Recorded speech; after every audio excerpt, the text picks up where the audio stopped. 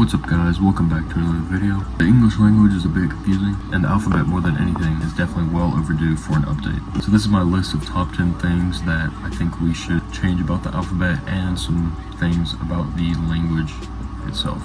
This also includes reviving some old letters that got dropped from the alphabet that we actually used to use at one point in time that I think are pretty useful, and I think it's kind of dumb that we stopped using them. Number one is the letter Thorn. Now this is one of my favorite ones that were dropped from the alphabet because I think it just looks cool and it's just useful because I don't know how the th sound got correlated with a T and an H, but I think this would be way more useful and less time consuming to use in a word. Like imagine writing the word thought like this. This is something I wanted to add while I was rewatching this video and editing it. I guess there is some downside to the letter Thorn. If you're writing out the word Thorn, this is how it would look. Yeah, that doesn't look too appealing to the eye. Definitely makes you have a double take at what you're writing. But yeah, I just wanted to mention that. That was kind of funny that something that I found out. Right now, on to the second one. This is very similar to Thorn.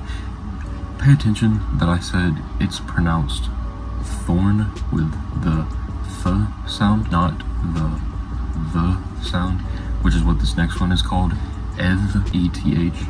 That's how it's spelt. This is used in the same scenario, but instead of using it for the th sound, use it for the in like the word there. So this is how you would write the word there.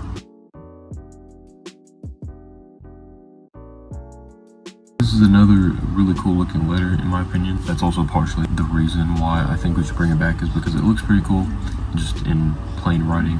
It may seem to stick out a little bit because we're not used to it. Now on to the third letter that I think we should bring back is called the Insular G. Now I did a lot of research on these different types of letters.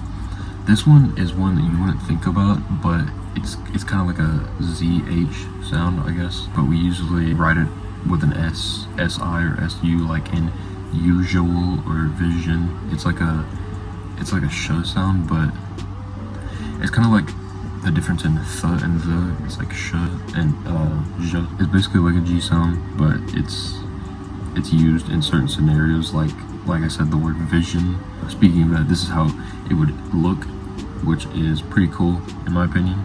Four is a letter called an ing. This may seem a little like not useful or like it shouldn't be used, and I'm going to incorporate, whenever I give examples of how to write words, I'm going to incorporate letters I previously said we should add if it's in the word, like for example using ing and also using the thorn. This is how you would write thing. I think it's actually useful because the letter G and the sound of like ng and thing, it comes more from like the back of your throat instead of just saying like the word good. It's like from here, but thing is like a g sound. Plus it just looks pretty cool, and it kind of incorporates how a G looks because it like swoops down under, but it also saves you time from having to write a whole nother letter after. Now that's all for the letters that I think we should bring back, and this is on to just general things about the English language I think we should change, and also some letters that we should remove. Number 5 is using the letter K for every time there's a k sound. Number 5 is really quick. I want to get into number 6 because this leads into that. Removing the letter C. It's just pointless because it'll either make a k or a s sound, which we already have those, K and S. And for instances where we need a CH sound, we should just make a new letter for that. Number 7, removing the letter Q. Where we need to use Q, we would, like the qu sound, we could just do K and W. Q is kind of pointless because it only goes with U and it doesn't make its own sound by itself. It always has to be paired with U, which I think is just kind of dumb. 8 is use F for every time that there's a f sound instead of using it for PH and GH. I never understood that, why we would say like, it's like phone or tough. It's never really made sense to me. it's just kind of dumb. I think honestly, I'm also making a video soon about confusing things in the English language, so this is kind of tying hand in hand. I think that's something that I touch in that video.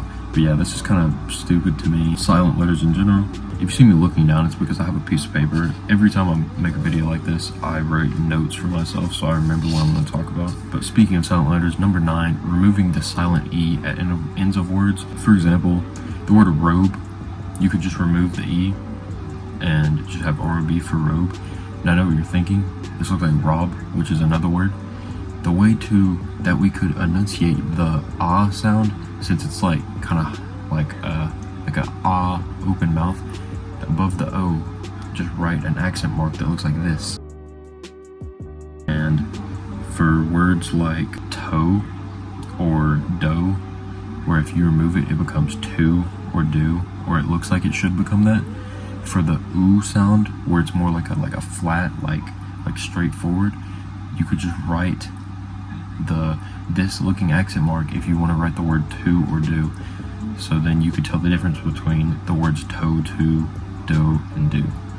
That may seem a little confusing, but honestly, it makes more sense to me than just putting a random E at the end. Like, I don't know why it's just an E, because honestly, we could do that with any letter at the end, because it doesn't make a sound anyway. It just makes you know how to pronounce the word, which is really confusing to teach kids. And the 10th and final thing that I think we should update to the English language and alphabet is removing the letter X. It's just another pointless one where we already have letters that make this sound, so why do we need this? For the k's sound, just put K and S together. Now, there's also instances where it sounds like a Z. In xylophone, just write it with a Z.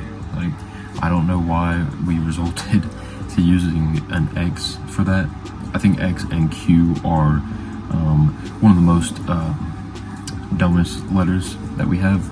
So here's a sentence that I put together that incorporates everything that I've added, that I've covered in this video, and how you would now write sentences in the better, more sophisticated way, you could say.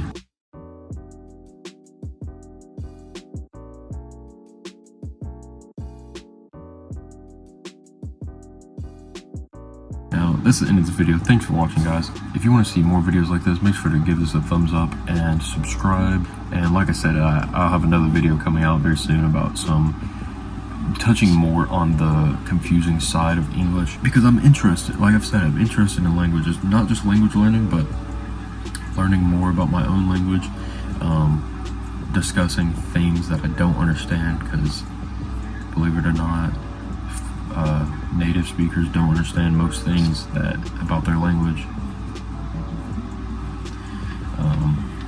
But yeah, I'll see you all in the next video.